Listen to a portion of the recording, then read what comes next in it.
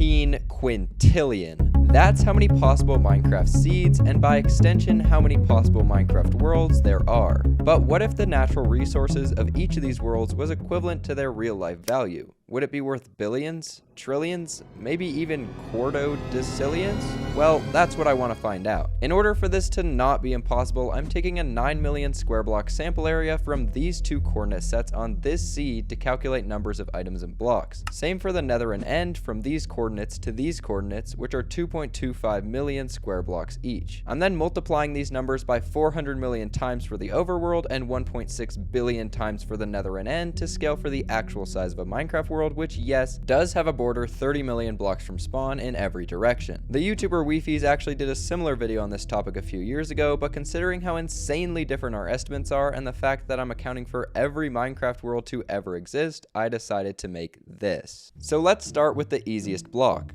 Grass, and dirt, obviously. Generally, 1 cubic yard of dirt will cost you about $30. If we then convert this to cubic meters, 1 grass or dirt block is worth roughly $40. Obviously, dirt is pretty abundant on our planet, so after doing some intense research, a good estimate could be around $5 per cubic meter. Multiply this by the 9.2 quadrillion dirt and grass blocks in a world, and you're already at $46 quadrillion.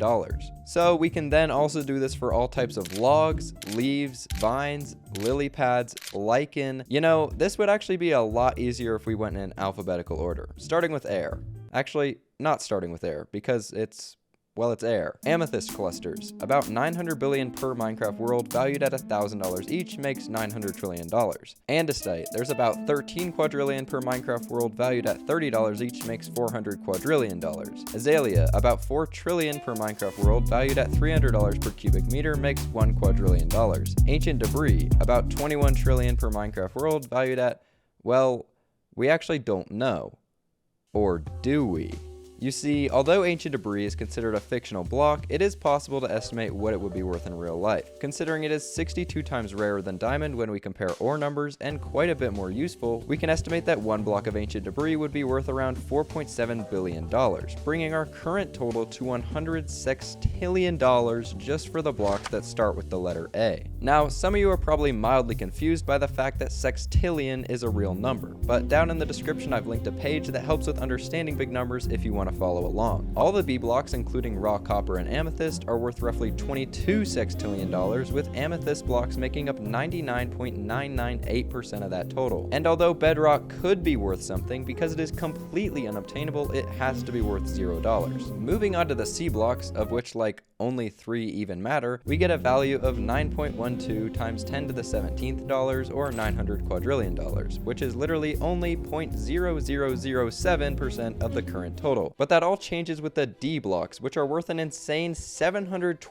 sextillion. Just about 85% of our total so far, all carried by diamond ore. Now, for all ores including diamond ore, the calculations will be done as if you had Fortune 3 and mined the ore yourself. For diamonds, you would get about 2.2 diamonds per ore, or $2 billion worth of diamond, and that's the low estimate. The number for the value of 1 diamond was calculated by finding the value of 1 cubic meter of diamond, or a diamond block, and then dividing it by 9 according to this crafting recipe. The E blocks, which include emerald ore and endstone, are a bit more complicated. Although the number of emerald ore in a world is finite, you can technically trade with villagers infinitely, making every Minecraft world literally priceless. But because all mobs can spawn infinitely and therefore create infinite drops, we won't be looking at the value of any mobs for this calculation, just the raw resources of the world. So emeralds will add $225 quintillion to the calculation, and endstone, which I think is fair to treat as double the price of overworld stone considering its difficulty to obtain and the risks of obtaining it, will add another $7 quintillion to the total, bringing our current total to $844.2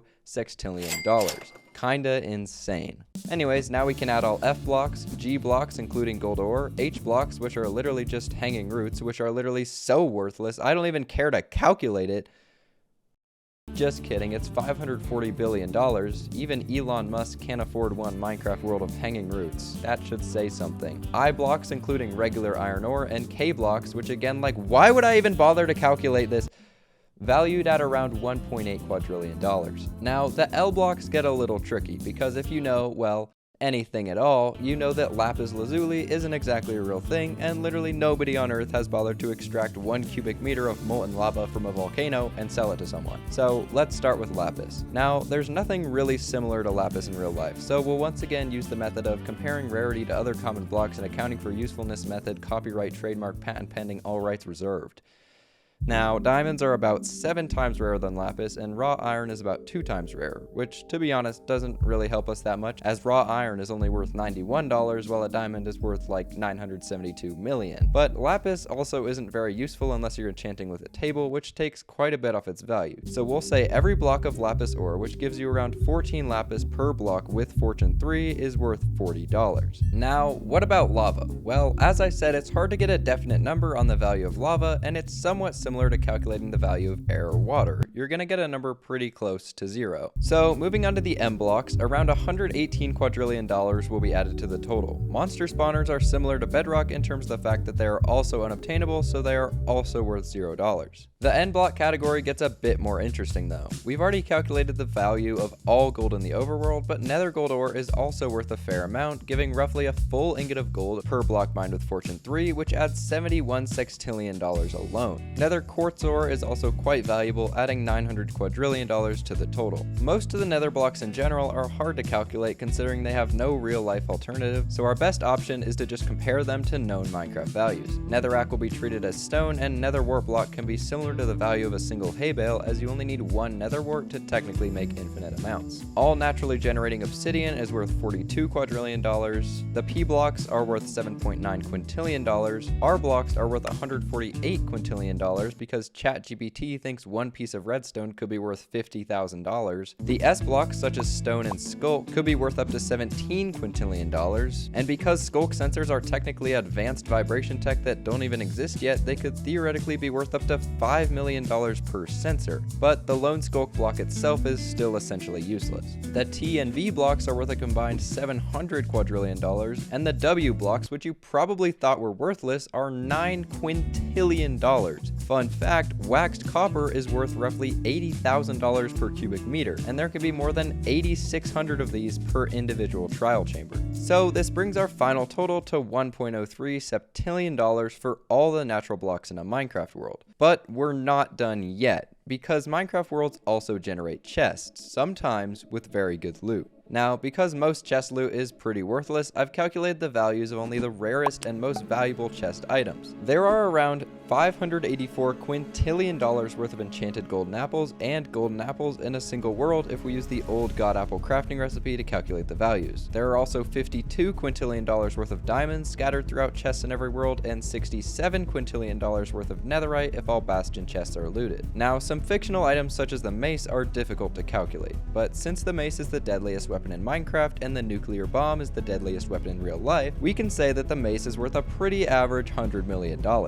That's per mace, by the way, of which there are 14 billion, bringing our chest loot total to $707 quintillion. Finally, the elytra. Although the elytra has a max speed of 120 kilometers per hour when using firework rockets, that number is boosted to 450 kilometers per hour when using a Riptide Trident. Now, if we take a military jet with the same max speed as a single elytra, which would be the ultralight aircraft Ryzen 915 ISV, a single elytra is worth around 225,000. Multiplying that by 3 billion elytra per world, we get $800 trillion.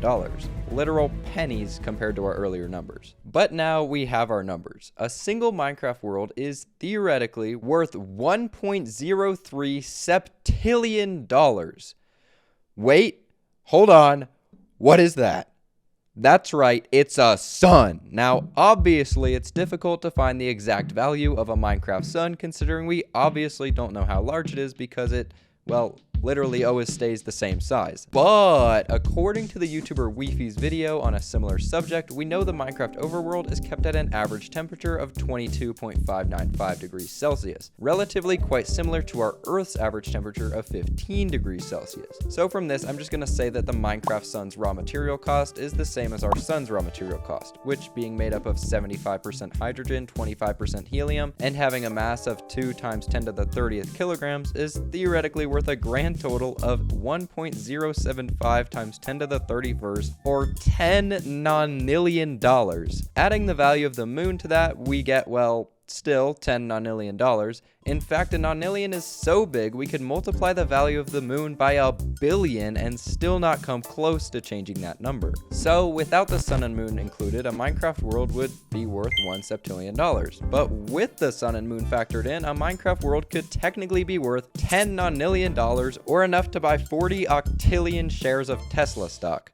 Yeah, I know that's not how that works, but you know, whatever. Nobody asked you anyways. But that's also not the only way to calculate the value of a planet. So let's look at some other numbers real quick. First, the real estate valuation. There are around 890 billion acres of land in a Minecraft world. Meanwhile, if we take the average value of every plot of land on Earth, an acre is worth around $2,000, meaning our Minecraft world would suddenly be worth only $1.8 quadrillion instead of our previous $1 septillion, about 600 million times less. There's also the energy consideration. Considering a Minecraft world gets a perfect 10 minutes of sunlight every in-game day, we could theoretically generate 123 watt-hours of energy per day with the best solar panel on the market. By then covering the entire Minecraft world with these panels, the energy output would be equivalent to $60 trillion per day, meaning if all solar panels ran for 17 billion days, the value produced would finally be equal to the raw material value of the world. Another way to calculate the value of the world would be to look at its habitability and colonization value.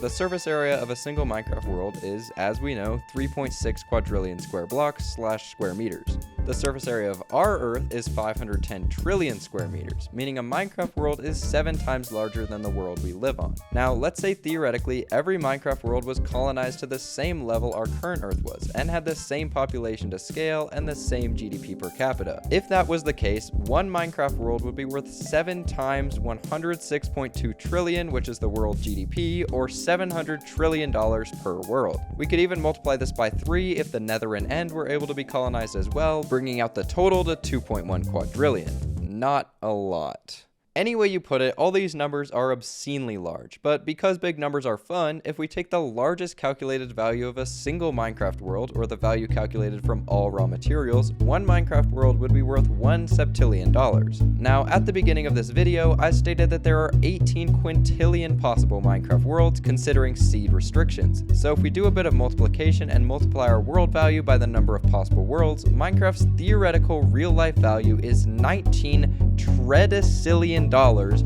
or enough to afford all raw materials of the entire Milky Way galaxy. Now that is a lot. Anyways, if you thought this was kind of interesting, I'd love it if you would subscribe, and hopefully I'll see you in the next one.